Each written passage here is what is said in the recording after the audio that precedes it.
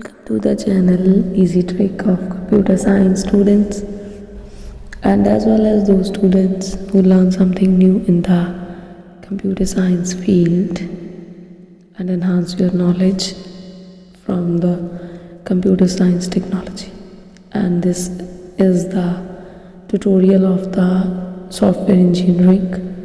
The new series already started on this channel from the very previous days for the BCA, BTech, MSc Computer Science, MCA, MTech students, and also for the preparation for the GATE, UGC, NET, JRF exams also.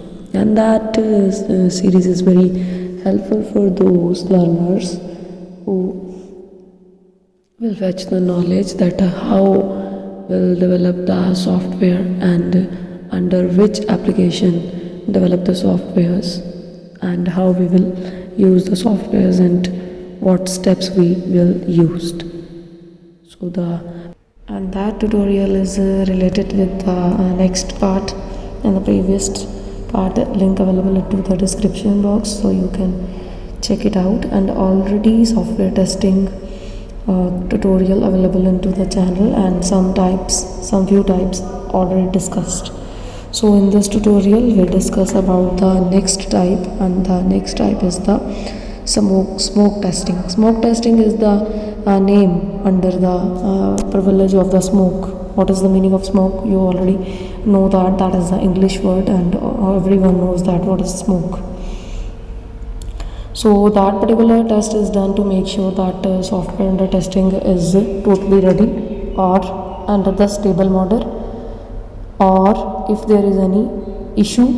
So in this testing phase you can recognize for the further testing. So basically smoke test है क्या कि जब भी आप integration या regression phase clear कर लेते हो तो उसके बाद आपके पर्टिकुलर प्रोजेक्ट के अंदर, जैसे एडमिन ने डील करना है अलग अलग फॉर्म्स के साथ, फिर फॉर्म्स में भी आपने अलग अलग डील करना है, तो उसको सारे को जैसे उसमें 1 by 1 था, उसमें ग्रुप था, ऐसे नहीं, इसमें आपने पूरा का पूरा चेक करना है स्टेबिलिटी मोड के ऊपर।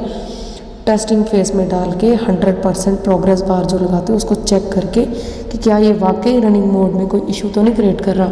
लोड होते टाइम, खुलते टाइम, डाटाबेस कनेक्टिविटी टाइम, हर एक का पार्ट चेक करो कि अगर कोई इशू है, रेडी है तब भी बताओ, स्टेबल है मीन्स 75% चला तो फिर उसके बाद टाइम लग गया, रुक गया या चला ही नहीं, तो फिर उसके बाद 25% अगर डिले में चला गया तो फिर स्टेबल, तो अगर आगे गया ही नहीं, मान लो रुक ही गया टोटली, तो फिर फर्दर टेस्टिंग के लिए आप नहीं दे सकते, आपको पिछले पार्ट पे वापस आना पड़ेगा।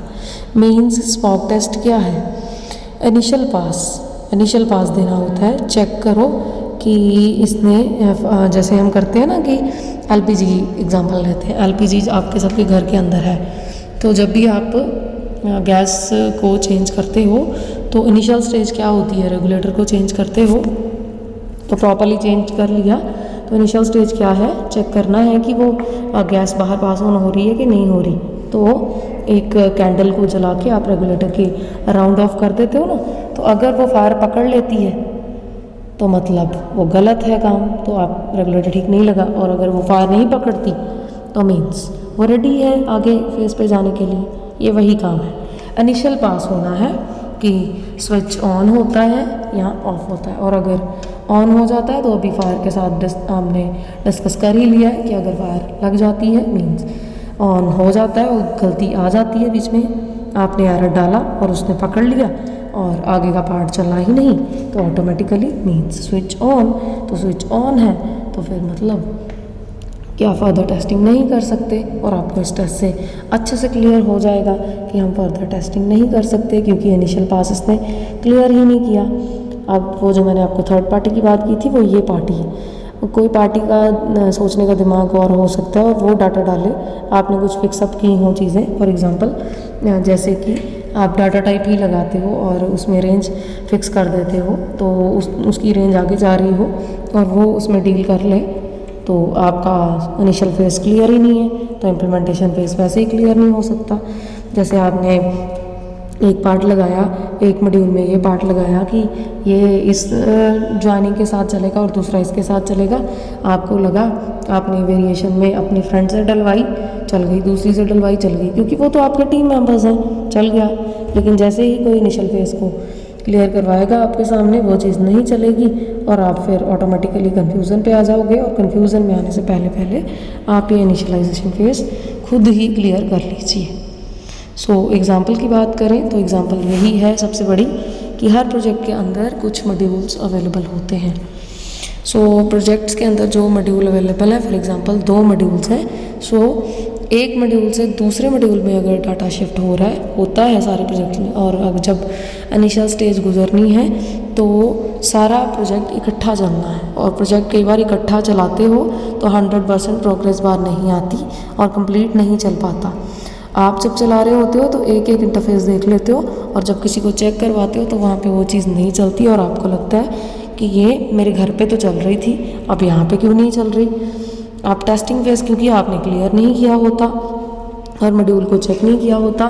मॉड्यूल्स 2 हैं तो किसी भी दूसरे मॉड्यूल में शिफ्ट होने से पहले डाटा आपका शिफ्ट होना है, ऑटोमेटिकली शिफ्ट होना है, क्योंकि जिसके सामने रन होना है उसको कंप्लीट डाटा शिफ्टिंग के लिए चाहिए होता है। और अगर मॉड्यूल में डाटाबेस की कनेक्टिविटी भी शिफ्टिंग में ही है, होती है, और सिंगल लगाई हुई है, तब भी आपको अगर प्रॉपरली पता नहीं है कि बैकएंड पे डाटा कैसे जा रहा है, सिर्फ टेबल के ऊपर ऊपर से नॉलेज है, रिपोर्ट्स नहीं जनरेट करनी आ रही, डाटा उसमें जा ही नहीं रहा, इंसर्ट ही नहीं हो रहा, फिर भी आपको इसमें इशू आएगा। क्योंकि फुल फ्लैश प्रोजेक्ट जो होता है वो रिपोर्ट जनरेशन वाला भी होता है, रिपोर्ट जनरेट ऑटोमेटिकली होती है। अगर डाटाबेस में कोई भी क्रूशियल पार्ट रह जाएगा, आपने मान लो डाटाबेस में टेबल्स में होता है ना, कई बार कुछ इनसेंसस डाटा होते हैं, हमें लगता है हमें ये नहीं चाहिए, कोई ज़रूरत ही नहीं है, लेकिन रिपोर्ट में वो चीज़ आपने डाटाबेस में सिंपली लिख दी होती है लेकिन इंसर्शन वैसे नहीं की होती, तो आगे जाके फिर रिपोर्ट्स नहीं बनती, आगे जाके उसमें डाटा नहीं आता। और रिपोर्ट्स एक ऐसा पार्ट है जिसमें डाटा हम हाथ से डाल ही नहीं सकते, खुद ब खुद डाटा उसमें जो है डाटाबेस कोलैबोरेशन से ही आता है। और इसलिए स्मोक टेस्ट करना बहुत ज़्यादा ज़रूरी है, ताकि आपका अगर इनिशियल स्टेज में कुछ भी गड़बड़ हुई है, कोई भी 2 मॉड्यूल्स चल रहे हैं और दोनों में कहीं पे भी कोई प्रॉब्लम हुई है और आप दूसरे मॉड्यूल में जाने से पहले पहले अपने पहले मॉड्यूल को 100% प्रोग्रेस एरिया में डाल के चेक कीजिए कि क्या वाकई ही ये एरर फ्री है, एरर प्रोन तो नहीं है। और अगर एरर प्रोन है तो फिर इशू आएगा ही आएगा। एरर फ्री होना है तो मीन्स ये एग्जांपल हमेशा याद रखिएगा कि प्रोजेक्ट में 2 मॉड्यूल आपके सब में होंगे जो बना रहे हो, एडमिन और यूज़र का पैनल, 2 तो है ही है ना मॉड्यूल, दोनों के बीच में क्या कंपैटिबिलिटी है, कैसे ज्वाइनिंग चल रही है, शिफ्ट हुए आप तो कैसे हुए, वर्क प्रॉपरली कर रहा है कि नहीं कर रहा।